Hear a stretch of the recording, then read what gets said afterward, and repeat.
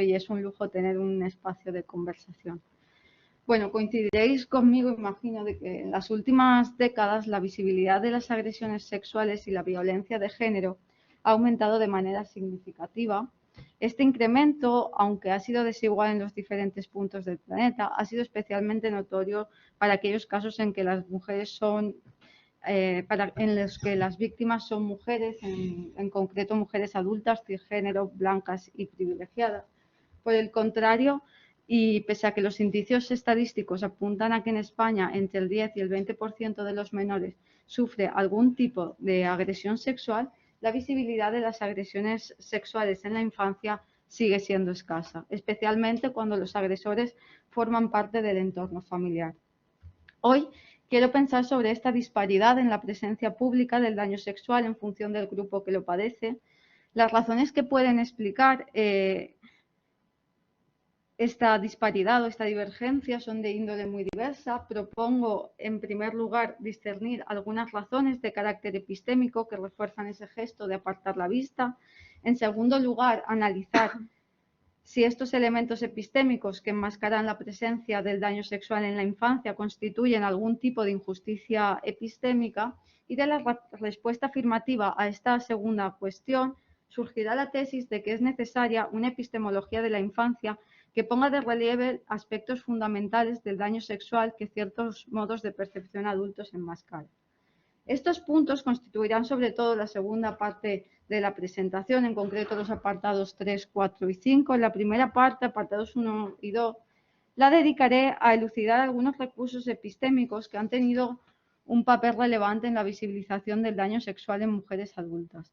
No sorprenderá, por tanto, que el marco teórico propuesto por Miranda Fricker en Epistemic Injustice, y cuyos conceptos iré introduciendo, porque imagino que algunos de vosotros los conocéis, pero otros no, va a constituir el punto de partida más notable de mi discusión.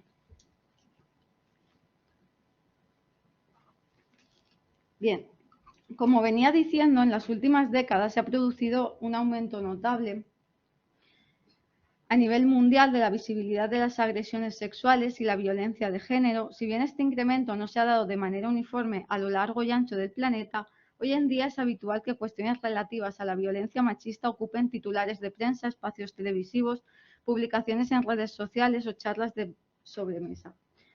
Ahora bien, la visibilidad pública es un fenómeno complejo y una mayor notoriedad no conlleva necesariamente un tratamiento público adecuado, como señala Alcoff en Rape and Resistance. De hecho, el testimonio de mujeres agredidas suele venir acompañado de titulares sensacionalistas, humillaciones, comentarios dañinos y un largo etcétera. Son muchos los casos que muestran que una mayor visibilidad no es sinónimo de un tratamiento respetuoso. Hoy, por motivos de tiempo, pero también por lo que supuso para la sociedad española, quisiera referirme únicamente al caso de Nevenka Fernández, del que recientemente se ha hecho una serie documental, la podéis ver en Netflix. Cuando Fernández trabajó como concejala en el Ayuntamiento de Ponferrada, su ciudad natal, entre 1999 y 2001, Ismael Álvarez, el alcalde, la acosó sexualmente.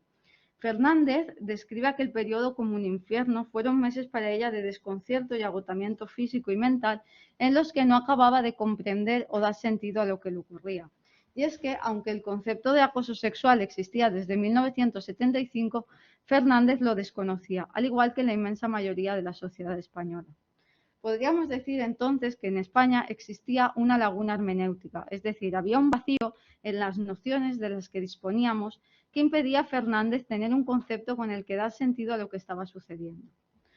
Lo que es importante destacar en este caso es que la laguna hermenéutica no era consecuencia de que el conocimiento o la investigación no habían avanzado lo suficiente, sino que era consecuencia de que las mujeres, por el simple hecho de serlo, habíamos visto limitada nuestra participación en la elaboración colectiva de recursos hermenéuticos y, por tanto, no circulaban términos ni se creaban conceptos capaces de nombrar experiencias relevantes para nosotras. Es decir, la laguna hermenéutica era consecuencia de una marginación hermenéutica.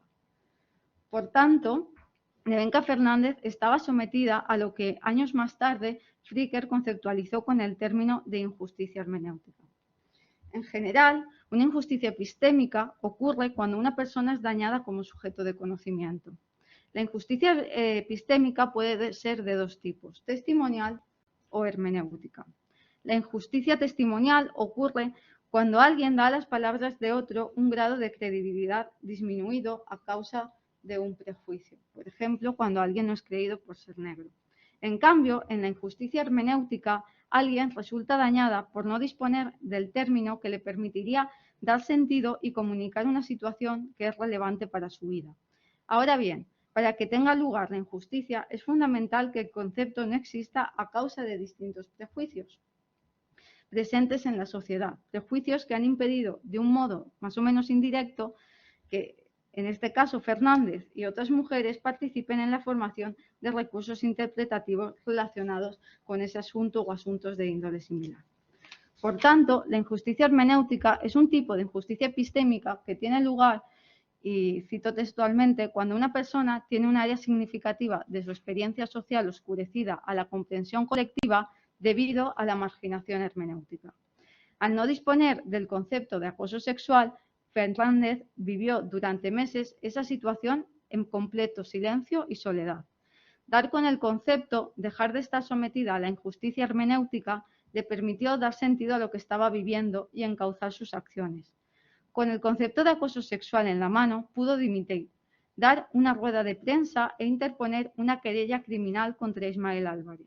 No sorprende, por tanto, que cuando personas que forman parte de grupos identitarios que han sido marginados dejan de estar sometidas a la injusticia hermenéutica, sus experiencias de daño comienzan a visibilizarse. Ahora bien, visibilizar supone, en demasiadas ocasiones, recibir un segundo golpe. Aunque Fernández ganó el juicio y por primera vez en España un político era condenado por acoso sexual, se vio obligada a abandonar su ciudad natal y su país. A la injusticia hermenéutica vivida poco antes se le sumó una injusticia testimonial. En cambio, Ismael Álvarez sigue viviendo en Ponferrada. Incluso volvió a dedicarse a la política. Con todo, lo que quisiera señalar ahora es que el eco mediático que se desencadenó con su caso contribuyó a resquebrajar el silencio que imperaba en España en lo concerniente al daño sexual. A raíz de su denuncia, el término de acoso sexual, prácticamente desconocido, comenzó a aparecer de manera habitual en titulares de prensa, informativos y tertulias televisivas de gran audiencia. Por supuesto, no estoy diciendo que ella sola consiguiese visibilizarlo. El uso del término se socializó a una velocidad imposible de alcanzar sin la participación de los medios, pero también imposible de iniciarse sin la constante lucha feminista previa, sin la que su voz no habría sido escuchada. Esto nos muestra también que dejar de estar sometida a la injusticia hermenéutica permite recuperar a la dañada cierta agencialidad. Los conceptos no son meras etiquetas. Algunos conceptos nos ayudan a poner el foco de atención no tanto en la subjetividad de las víctimas, sino en los aspectos relacionales y en los ejercicios de poder que operan en situaciones de daño sexual.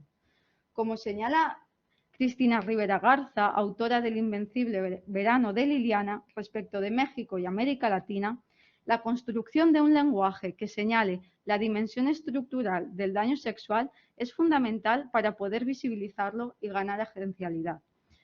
Leo un fragmento de su texto, dice: el feminicidio no se tipificó en México sino hasta el 14 de junio de 2012, cuando el Código Penal Federal lo incorporó como un delito. Artículo 325. Comete el delito de feminicidio quien prive de la vida a una mujer por razones de género. A gran parte de los feminicidios que se cometieron antes de esa fecha se les llamó crímenes de pasión, se les llamó andaban malos pasos, se les llamó para qué se viste así, se le llamó una mujer siempre tiene que darse su lugar, se le llamó algo debió haber hecho para acabar de esa forma, se lo llamó incluso se lo merecía.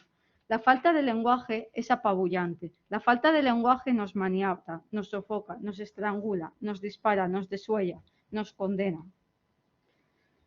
De ahí el sentido y la relevancia que adquiere el proyecto realizado por autoras como Miranda Fricker, Linda Martín Alcoff, José Medina, Susan Brison o Christy Dodson.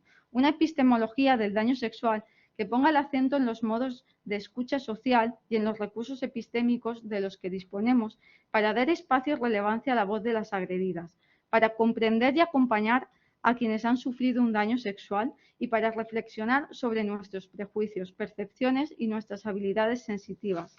algo que no podemos hacer sin descolonizar muchos de los términos que empleamos de manera crítica, sin ser conscientes de sus límites, pero también de sus tentáculos. En este primer apartado hemos visto parte de la relevancia que tiene dejar de estar sometida a la injusticia hermenéutica. En este segundo apartado quisiera profundizar un poco más en este concepto de injusticia hermenéutica. Para ello analizaré dos de los ejemplos con los que Fricker ilustra el concepto, que son los casos de Carmita Wood y Wendy Sanford. Defenderé que entre estos dos casos existe una diferencia más fundamental que una simple cuestión de grado. Esta diferencia, que puede parecer un puro ejercicio de abstracción si la valoramos desde la perspectiva del daño sexual en edad adulta, nos ayudará a comprender algunas especificidades de la laguna hermenéutica a la que están sometidas muchas de las niñas que son agredidas sexualmente. El caso de Carmita Wood ilustra el caso central de injusticia hermenéutica, ya que Wood sufrió acoso sexual a principios de los 70. Y en aquella época este concepto no existía. Por tanto, no contaba con las palabras para dar sentido a una experiencia relevante de su vida. Su caso supone una injusticia y no una simple desigualdad situada, porque la laguna hermenéutica que le impidió durante un tiempo dar sentido a su experiencia fue fruto de una marginación hermenéutica causada por prejuicios identitarios de género. De ahí que se pueda definir la injusticia hermenéutica a la que estuvo sometida como una injusticia sistemática y no tanto como una incidental. Esta definición es válida también para casos como el de Wendy Sanford. Wendy Sanford estuvo sometida a la injusticia hermenéutica a finales de los años 60, época en que el concepto de depresión posparto que daba nombre a su experiencia ya existía, pero su ámbito de circulación era muy restringido. Al igual que en el caso de Wood, Sanford sufrió una injusticia hermenéutica porque el vacío hermenéutico en que vivió estaba causado por una marginación hermenéutica. Pese a que tanto el caso de Wood como el de Sanford son casos de injusticia hermenéutica sistemática, existe una diferencia en el modo en que la laguna hermenéutica se materializa. Mientras que en el caso de Wood, la laguna hermenéutica es consecuencia de que no existe en absoluto el término que da nombre a su experiencia, en el caso de Sanford es resultado de la escasa circulación del término. En este sentido, el caso de Nevenka Fernández es similar al de Sanford. Cuando Fernández fue víctima de acoso sexual, el concepto de sexual harassment ya existía desde hacía 25 años. Sin embargo, su circulación era tan escasa que podemos afirmar que en la sociedad española había una laguna operativa en los recursos de interpretación colectivos que le dificultó a Nevenka Fernández comprender y articular el daño sexual provocado por su agresor durante un tiempo. Pero lo que quisiera señalar ahora es que, como consecuencia de las injusticias hermenéuticas, un gran número de cuestiones no han sido elaboradas colectivamente, de modo que ha sido muy difícil que como sociedad contásemos con un lenguaje capaz de nombrar adecuadamente las agresiones machistas. Por eso, como señalaba con la cita de Rivera Garza, durante mucho tiempo hemos utilizado palabras equivocadas que nos han colocado en un punto de vista que oculta las dinámicas de poder, que protegen a los agresores y que colocan la responsabilidad y la culpa en el lugar equivocado. En este sentido, dejar de estar sometida a la injusticia hermenéutica no significa sencillamente tapar un agujero como quien llena con masilla un boquete, sino que significa cambiar el punto de vista desde el que te relacionas con una situación. Es decir, la falta de lenguaje es apabullante no porque toma la forma de una ausencia, sino porque es rellenada de alguna manera con una serie de scripts o de prejuicios cuyo foco discursivo tiende a oscurecer, minusvalorar o despreciar los aspectos estructurales del daño sexual. Dicho de otro modo, cuando existe una laguna hermenéutica, lo que ocurre no es tanto que esas situaciones no se nombran, sino que se nombran con conceptos que hacen que los elementos normativamente relevantes de la situación, esos que expresan la agresión y el daño, queden situados en la periferia del discurso y sean leídos simplemente como algo molesto, algo histriónico o como locura o ruido. Estos conceptos que se usan para rellenar el hueco hermenéutico nos sitúan en un punto de vista cómplice con la agresión, puesto que en ningún momento dan cuenta del punto de vista de la agredida y de la normatividad del daño. Por su parte, la agredida incluso cuando todavía no tiene el concepto que nombra su experiencia, ya no puede situarse en ese punto de vista dominante. Sentirse agredida es, entre otras cosas, sentir una distancia, cierta perplejidad respecto de las palabras con las que la sociedad se refiere a su situación. Cuando Booth fue acosada sexualmente, sentía distancia respecto de los términos que nombraban su situación. Había una disonancia entre el punto de vista en el que la situaban las palabras de que disponía y su vivencia encarnada. Sin el concepto de acoso sexual, era complicado para ella alcanzar o consolidar un punto de vista que revelara las dinámicas de poder estructurales. Sin embargo, su malestar físico, la necesidad de huir y dejar el trabajo, a pesar de ser el único sustento de su familia, señalaban que ella ya no podía situarse en el punto de vista dominante y que de algún modo se dirigía hacia un punto de vista que sí que atendía a la normatividad de su daño y que podía dar cuenta de la debilidad epistémica del punto de vista del agresor. Cuando finalmente otras mujeres reconocieron su situación y entre todas acuñaron el concepto de acoso sexual, la percepción que tenía respecto de la situación vivida fue reorganizada configurando una nueva gestalt, en la que los elementos ninguneados o menospreciados por el punto de vista dominante se situaban en una posición central. El concepto de punto de vista con el que ha analizado el caso de Booth y que también sería aplicable de alguna manera al caso de Sanford y de Fernández, nos aproxima a la vivencia del daño sexual en la infancia. Y es que, aunque los términos relativos al daño sexual hoy en día cuentan con una mayor visibilidad que hace 2 décadas, las niñas que sufren daño sexual por lo general los desconocen. Al no disponer de estos términos, se encuentran con enormes dificultades a la hora de identificar, comprender o comunicar lo que les está sucediendo. Los términos que tienen no les sirven para articular una situación que las desborda. Sin embargo, la disonancia entre la experiencia y las palabras con las que cuentan las sitúan ya en un punto de vista que no está en sintonía con las palabras que manejan. Un punto de vista que sí atiende a los aspectos del mundo negados en el anterior, las dinámicas de poder estructurales y que queda revelado por los quejidos de la carne, por los afectos, por las sensaciones, etc. El contrapunto de la visibilidad alcanzada por las agresiones sexuales en mujeres adultas es la escasa visibilidad con la que se cuentan las agresiones sexuales en la infancia. Pese a que los indicios estadísticos señalan su dimensión pandémica, las agresiones sexuales en la infancia siguen siendo un asunto ajeno a la conversación social, incluso a la impulsada por la agenda feminista. Las cifras estimadas son alarmantes. Según el estudio publicado por la Fundación ANAR en el 2019, en España, 1 de cada 5 menores sufre algún tipo de agresión sexual. En el estudio que realizó Save the Children en 2017, se estima una cifra de entre el 10 y el 20%. Sin embargo, el silencio sigue imperando.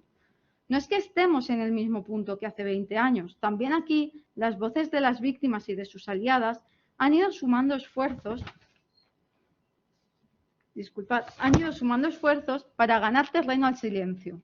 Muestra de ello son los testimonios publicados en estos últimos años o el movimiento Me Too Incest que el pasado enero de 2021 surgió en Francia. Sin embargo, la visibilidad sigue siendo muy baja y sesgada. En el imaginario colectivo impera el pensamiento de que eso ocurre pocas veces, lejos de nuestro entorno, y además es perpetrado por extravagantes enfermos mentales, y no por hijos sanos del patriarcado, padres de familia, tíos consentidores, abuelos cariñosos o vecinos simpáticos. Sin embargo, el informe de Save the Children de 2021, en el que se analizan los casos de agresión sexual a menores que han llegado a juicio en España entre 2019 y 2020, muestra que el 84% de los abusadores son conocidos por la agredida y destaca de entre ellos el entorno familiar con un 49,5%. Me pregunto entonces, ¿por qué esta diferencia en la visibilidad? Considero que adentrarnos en algunas características epistémicas de la infancia puede darnos algunas pistas. Cuando hablamos de la infancia, me pregunto cuáles son las particularidades epistémicas que tienen y cómo se relacionan con el daño sexual infantil y con su escasa visibilidad. Como hemos visto en el apartado 2, es posible que un concepto exista, pero que su circulación esté tan restringida que haya una laguna en los recursos de interpretación que afecte a sectores amplios de la población. En esta línea puede ocurrir que una laguna hermenéutica afecte solamente a uno o varios sectores de la población o grupos identitarios. Es lo que en términos generales ocurre con la infancia y el daño sexual. Mientras que en las últimas décadas y en tiempos y ritmos distintos, en según qué lugares del planeta, conceptos como acoso sexual o feminicidio circulan con mayor fluidez, al menos en Occidente, entre la población adulta, la población infantil los desconoce. Por supuesto, este desconocimiento no es uniforme, ya que varía en función de la edad y de cuestiones interseccionales. Con todo, la ausencia de palabras para entender y contar las situaciones vividas es una experiencia común entre las agredidas en la infancia. Suele aparecer comentarios como el que voy a leer ahora de Vinca Jackson en muchos testimonios. Simplemente he traído dos fragmentos del testimonio de Jackson que se titula Agua fresca en los espejos. Jackson dice: no recuerdo bien de qué manera ni cuándo comenzó todo. No puedo dar certezas que no tengo y acaso jamás tenga. Era demasiado chica, demasiado carente de conceptos para darle un significado a lo vivido. Solo sé que mi niñez transcurrió a saltos y sobresaltos. En otro fragmento de su mismo testimonio dice: cuando chicas ni siquiera disponíamos del vocabulario para representar lo que nos ocurría. Abuso sexual, violación o incesto son palabras que las personas no conocen sino hasta mucho más grande. Por otro lado, como señalan Gita Giorfi y Javi Carell en un artículo que dedican a la injusticia testimonial en la atención sanitaria a niñas, también es común que ante la ausencia de palabras con las que hablar del daño sexual, las agredidas empleen palabras que sí que les son conocidas, palabras que manejan y que hacen referencia a algún aspecto concreto de su experiencia de daño, como por ejemplo un dolor de tripa. Traigo aquí un fragmento del testimonio de Marta Suria titulado Ya soy yo, pero este tipo de escenas son muy comunes en muchos testimonios. Dice Marta Suria: el día que mi padre se marchaba, me hacía pis en la cama y me dolían el estómago y las rodillas. Mojé el colchón por las noches hasta los 14 años. Mi madre me llevó a varios médicos, pero no hallaron nada. Conclusión: esta niña solo intenta llamar la atención de su padre para que no se vaya. Sin conceptos para nombrar las situaciones de daño sexual, muchas no solo no pueden nombrar lo que les sucede, sino que ni siquiera saben qué es lo que les está pasando y comprenderlo no está en sus manos. A diferencia de Wood, Sanford o Fernández, las supervivientes en la infancia, por un lado, tienen una capacidad muy limitada para acceder a entornos sociales no mediados por la institución familiar o escolar. Y por otro lado, se encuentran ante la imposibilidad, sobre todo en edades tempranas, de elaborar con sus pares lo que les ocurre.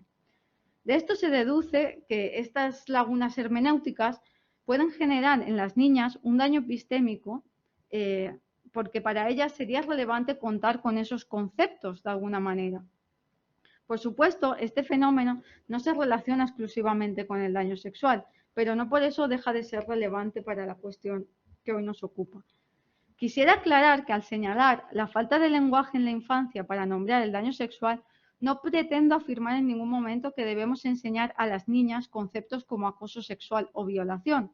Enseñar a una niña de 4 o 5 años estos conceptos por motivos de prevención podría dañarla y tener el efecto contrario al que deseamos. Ahora bien, ¿nos condena esta situación al fatalismo o es posible cubrir de algún modo la laguna hermenéutica sin enseñar a las menores estos términos?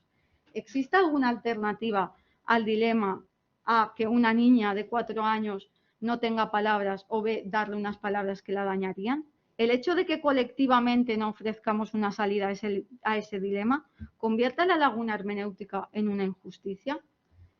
En términos generales, una laguna hermenéutica pasa a ser una injusticia cuando es fruto de una marginación hermenéutica a causa de prejuicios identitarios.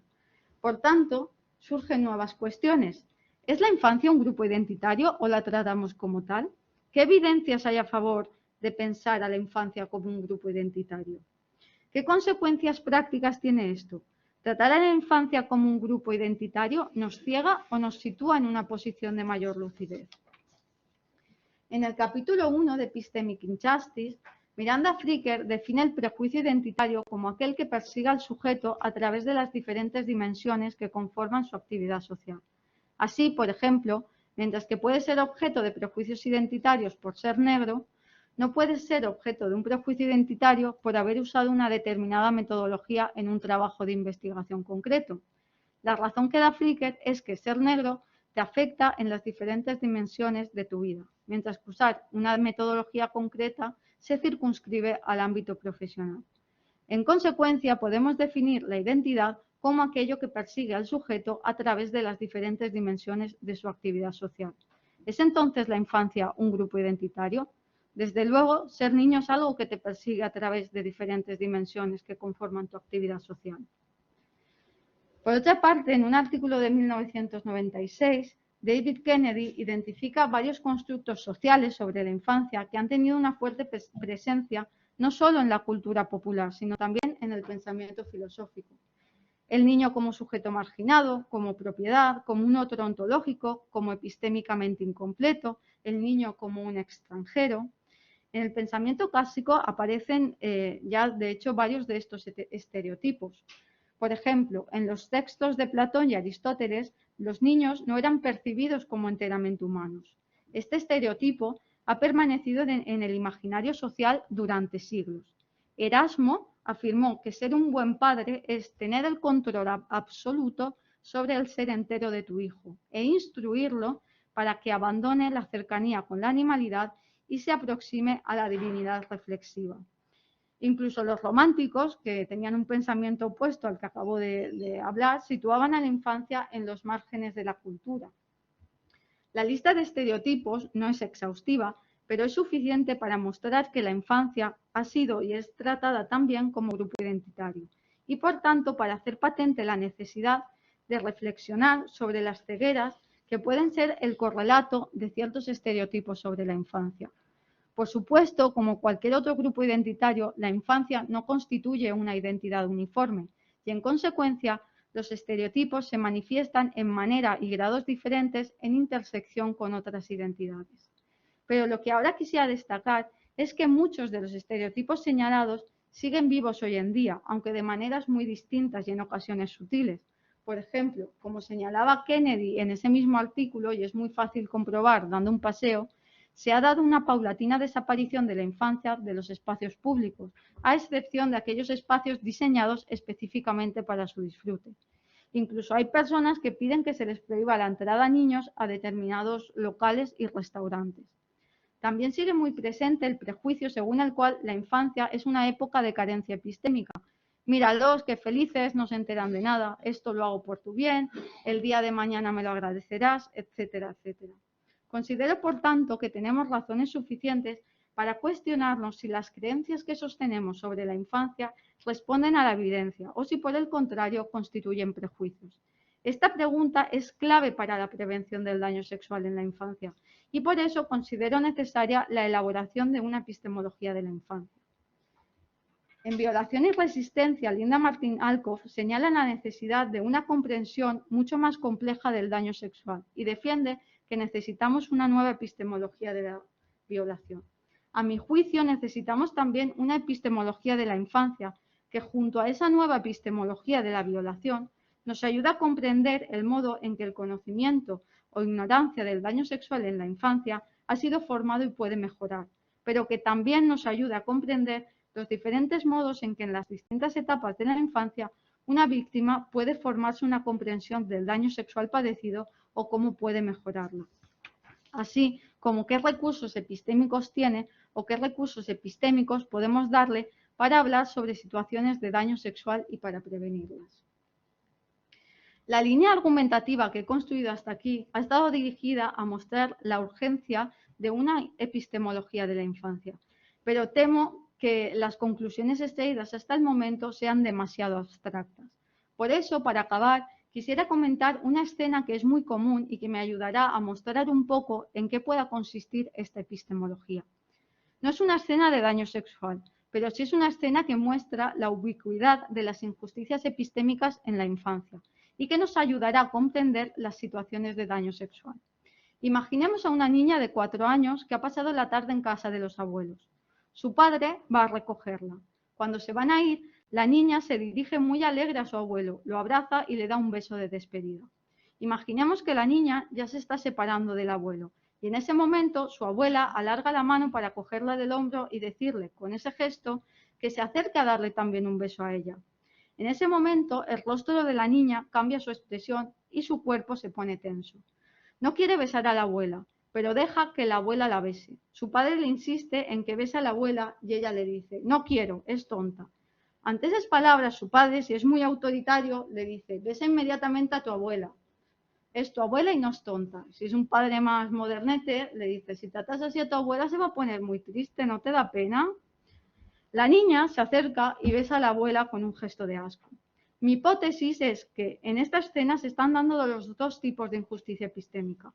Cuando el padre desatiende la negativa de la niña y la afirmación de que la abuela es tonta, se está produciendo una injusticia testimonial. El padre da a las palabras de la niña un grado de credibilidad disminuido. Es cierto que los motivos que pueden llevar a la niña a comportarse así son muy variados. Es posible que simplemente esté aprendiendo a manejar su frustración, pero también es posible que se comporte así porque el modo en que la abuela la trata la violenta de alguna manera. Independientemente de esto, quiero también defender que no solo se da la injusticia porque no se da a las palabras es tonta el peso que tienen para la niña, sino porque también se desatiende lo que expresa con la tensión de su cuerpo y con el gesto de desgana al besar a la abuela. Si seguimos literalmente la definición dada por Fricker de injusticia testimonial, alguien me podría objetar que no atender la tensión del cuerpo de la niña no supone una injusticia testimonial. Básicamente no hay un hablante como tal y por tanto el oyente no tiene nada a lo que otorgar un bajo grado de credibilidad. La definición dada por Fricker implica la necesidad de un acto de habla para que la injusticia testimonial se dé. Es decir, lo que se rechaza, cuestiona o niega en una injusticia testimonial son unas determinadas palabras más que determinadas situaciones o acciones. Cabe preguntarse entonces, ¿no se está desviviendo la niña por decirle al padre que no quiere besar a la abuela cuando su cuerpo se tensa y hace una mueca de enfado?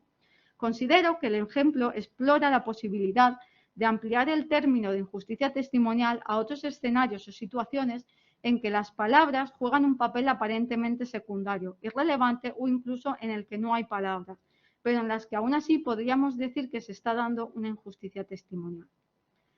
En segundo lugar, creo que se está dando también una injusticia hermenéutica. Al desoír rápidamente las palabras y los gestos de la niña, el padre cancela la posibilidad de generar un espacio de exploración hermenéutica, un espacio de juego en el que la niña, desde su punto de vista y acompañada por el padre, dé sentido al desencuentro que ha tenido con la abuela. Para generar ese espacio hermenéutico y dotar de sentido a una situación así, no es necesaria una gran sofisticación lingüística. A la hora de interpretar una situación, los recursos conceptuales son importantes, pero no es el único recurso hermenéutico con el que contamos. El juego puede ser una herramienta muy poderosa y la tensión de los músculos o la necesidad de huir también son relevantes a la hora de articular una situación.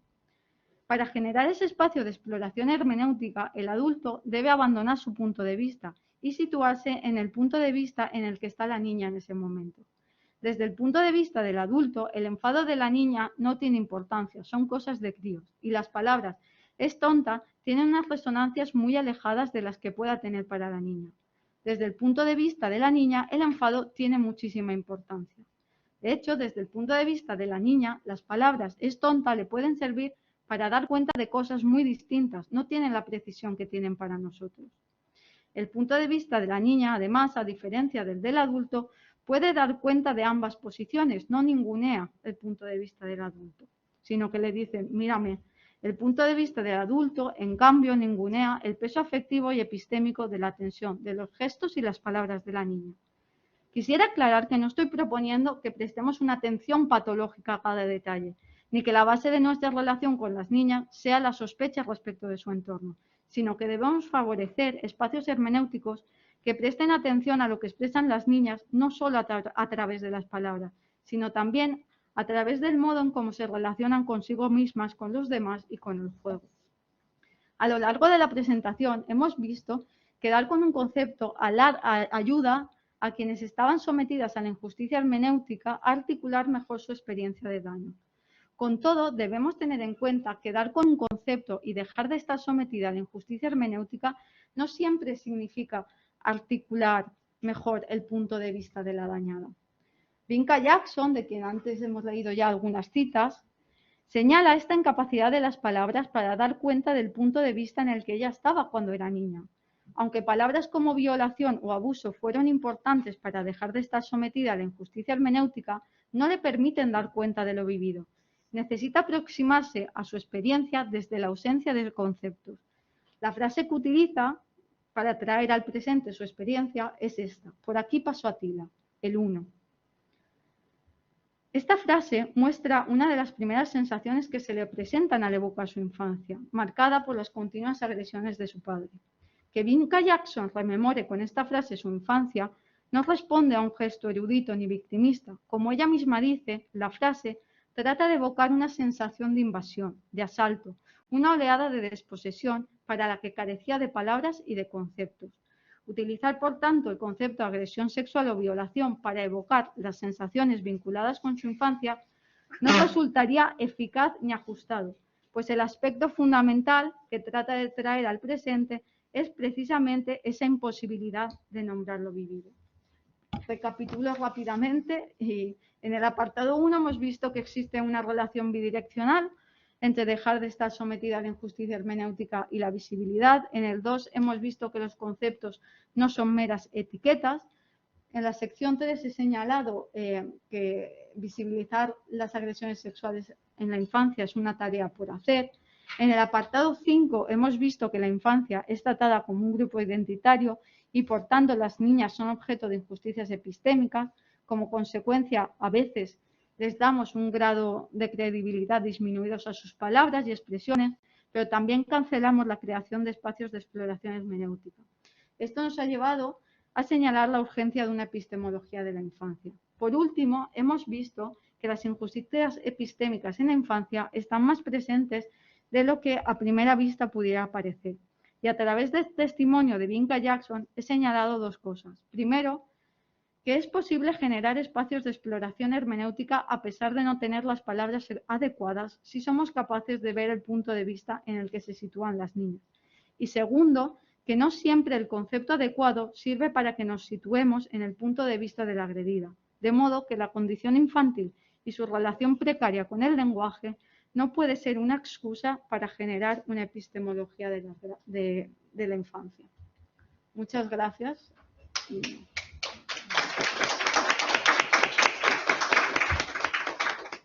Gracias, Carmen. No sé si se me oye.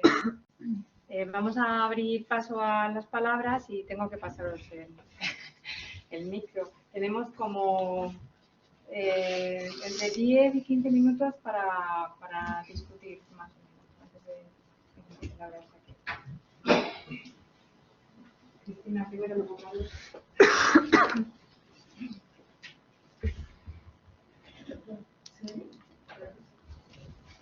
Sí. Bueno, muchas gracias. Me ha gustado mucho la charla y además me parece muy importante y urgente hacer esta epistemología de la infancia, un poco en la línea de esto pues de la idea esta de ahora de movernos más allá del adultocentrismo y empezar a ver qué es lo que quieren, qué es lo que demandan, qué es lo que demandan los niños y las niñas. Claro, lo que pasa es que a ver, bueno, tengo un montón de preguntas que si no luego ya después te hago así personalmente. Te quería preguntar, ¿qué concepto de punto de vista es el que estás, o un poco cómo lo concibes desde el punto de vista epistemológico? O sea, ¿tiene alguna relación con la epistemología del punto de vista o no tiene ninguna relación? Porque yo es lo primero que me ha venido a la mente y un poco entendiéndolo desde ahí, claro, es verdad que tampoco se puede evitar que la relación entre adultos y niñas, niños, es una relación de poder en el sentido de que, bueno, quiero decir, yo, por ejemplo, en mi hijo, que tengo un bebé pequeño, me mira para ver si lo que está haciendo está bien, o sea, quiero decir, te comprueba, ¿no? Para ver si o sea, quiero decir, tú eres una parte importante en su marco hermenéutico, ¿no? Digamos. Entonces, claro, es muy difícil salir de ahí. Entonces, claro, esa exploración hermenéutica que es muy necesaria, claro, ¿desde dónde se puede hacer, ¿no? Teniendo en cuenta que esta relación de poder existe. O sea, no sé cómo plantear la pregunta, pero bueno, venía un poco de eso, del punto de vista, si se puede comprender en el marco de la epistemología del punto de vista, y si en ese sentido se le podría dar algún tipo de privilegio epistémico al punto de vista de las niñas y los niños en este sentido. No sé si la pregunta está clara o es un poco liosa.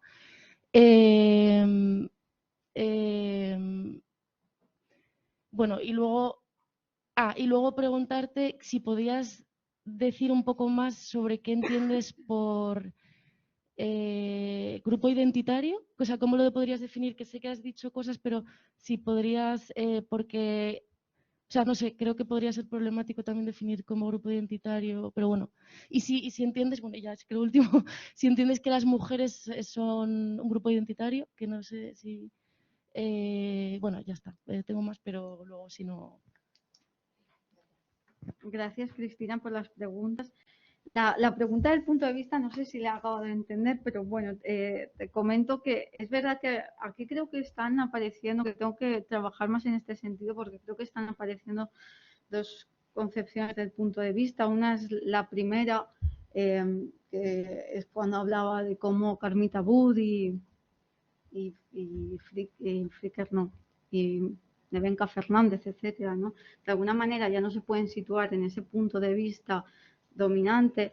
Este concepto de punto de vista lo he traído desde la filosofía del cine, entonces todavía no sé muy bien, pero tiene su raíz en Wilson y es como puede haber dos lecturas del cine clásico, entonces estoy trabajando en esto porque es un poco difícil No, no. Y respecto del grupo identitario es algo que he estado pensando mucho, también me han hecho muchas preguntas, también me han sugerido algunas personas si no sería mejor tratar más que como grupo identitario, como un humankind, que es un concepto, ahora no me viene el filósofo, no me viene el nombre, pero básicamente he extraído el concepto de grupo identitario de cómo Fricker dice que es un grupo identitario, que es como algo que te persigue, ¿no? Digamos, por las diferentes...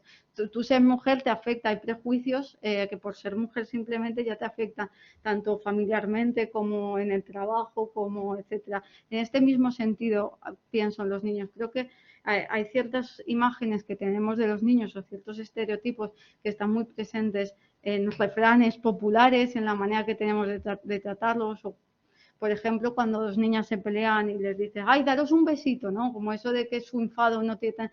Perdonaros inmediatamente, jamás se te ocurriría decirle eso a un adulto. En ese sentido es en el que pienso que tenemos prejuicios y que tal vez sí que los estemos, no sé si son un grupo identitario o no, pero tal vez los estamos tratando de esa manera, ¿no? Pero... La idea del grupo identitario era para ver si se producía un prejuicio identitario. Exacto. Pues vale. Ya está. Sí, muchas gracias, Carmen. También hay muchas cosas, ¿no? Pero me ha gustado mucho la idea de los espacios hermenéuticos, ¿no? Y pensando en tu ejemplo, ¿no? De los abuelos. Hablo como abuelo. Perdonad. Claro, yo creo que es relevante para las cuestiones de justicia e injusticia los contextos, las circunstancias de justicia, las instituciones, las estructuras, ¿no? Es relevante en términos generales para hablar de injusticia hermenéutica y justicia epistémica, pero en casos de los espacios hermenéuticos que tú mencionas, me parece que es evidente, ¿no?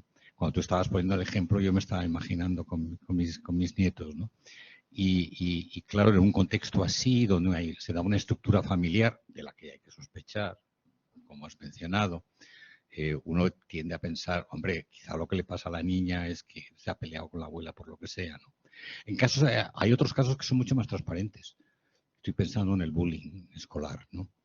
Entonces, claro, los espacios hermenéuticos que tú has mencionado están muy ligados en algunos contextos a circunstancias de justicia o de injusticia que podemos detectar con relativa facilidad. Y no sé hasta qué punto, para la epistemología de la infancia que pretendes introducir, y que yo me parece un proyecto precioso, no habría que introducir también los espacios de socialización, los espacios institucionales, los espacios relacionales. Claro, las agresiones sexuales, como has dicho, se suelen generar más en contextos de intimidad, noches con los abuelos o con los tíos o con los vecinos o algo por el estilo. Quizá los contextos de violencia, donde también, por cierto, operan problemas de injusticia epistémica, pues pueden ser otro tipo de cuestiones. Pero introducir el factor, no sé cómo, ¿no?, de las condiciones estructurales o sociales o algo así, para pensar los espacios hermenéuticos, me parece que sería interesante. No sé qué opinas de eso. Sí, gracias por tu comentario, Carlos. La verdad es que no había pensado claro, en esta diferencia entre el espacio más íntimo en el que suelen ocurrir las agresiones sexuales y el espacio escolar, y cómo ya en el espacio escolar a lo mejor se pueden estar dando estos espacios o estas injusticias, ¿no? De modo que a lo mejor se retroalimentan de alguna manera esto, y como también si mejorásemos esos espacios institucionales tal vez favorecerían. Sí, voy a pensar en ello porque no lo había pensado. Gracias. Hola. La verdad es que yo no tenía mucha idea de muchos de estos conceptos, así que me ha parecido muy interesante. Muchas gracias. Y tenía dos cosas. Primero, a raíz de lo que has estado explicando contigo, no sé cómo te llamas, Cristina. pero con Cristina, que es sobre los grupos identitarios, en el sentido de que defines la identidad como algo que persigue al sujeto. Pero no me queda muy claro qué es lo que le persigue. ¿Son los prejuicios? O sea, ¿qué clase de... unas ideas que ya tenemos dadas? Vale. O sea, es solo eso. No hay otra cosa que persiga más al sujeto.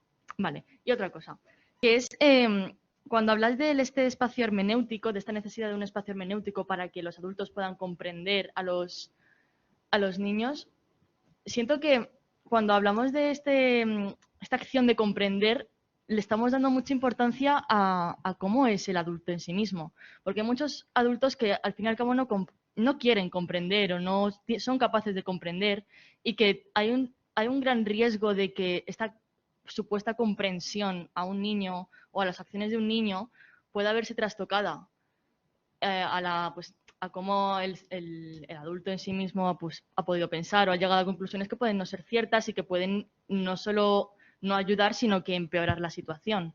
¿Cómo podríamos llegar a salir de este riesgo de...? Sí, esto que dices es cierto, porque muchas veces los adultos, por nuestra historia, llegamos a proyectar, ¿no?, lo que vemos en un niño, y podemos proyectar para bien y darnos cuenta de algo, o podemos estar proyectando algo que realmente no está. Y se han dado casos. Hace poco conocí un caso que se dio en Italia de que, por ejemplo, los educadores sociales estaban tan tensos que proyectaron que a un grupo de niños les estaban abusando de ellos, y no fue verdad, ¿no? Entonces, yo creo que para esto no hay recetas. Creo que es más un trabajar sobre la sensibilidad y sobre nosotros mismos y conocernos. No es tanto una receta como si cumples esto y esto, no vas a tener este riesgo. No, por supuesto que lo vas a tener, y que no es una cuestión fácil de implementar. No sé si te he respondido a suficiente. Eso.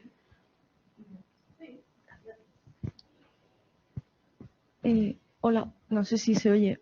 Vale. Me llamo Marina, muchas gracias por la conferencia.